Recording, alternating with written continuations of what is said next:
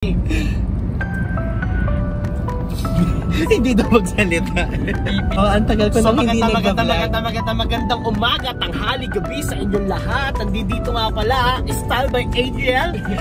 How would you feel kung i-unfollow ka ng isang tao na you're really close with?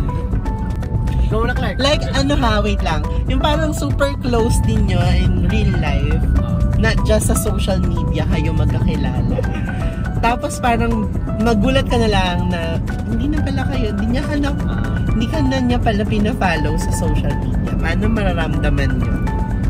So, sobrang masakit lang talaga. Sobrang sakit na. Pero naiintindihan ko naman kung bakit niya nagawa yun. Masakit siya kasi in the sense na parang, ayun nga, sabi kanina, parang mag-overthink ka. May kapag ginawa na something. What was the craziest thing you did for love? When can you say that enough is enough is enough is enough? Kanta na yun. Sabi mo nga ko dati, papunta na sa? Sabi niya dati sa akin, papunta na daw ako sa walang emosyon. Sabi niya sa akin, yung pang magiging partner nyo, kailangang magbago for you. Meron mga ganun kasi Meron mga ganun, aminin na natin, mamin ka na. Ikaw yun mamin ka.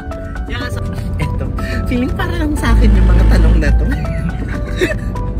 Pero, eto, have you ever fallen in love with someone na imposibleng maging kayo?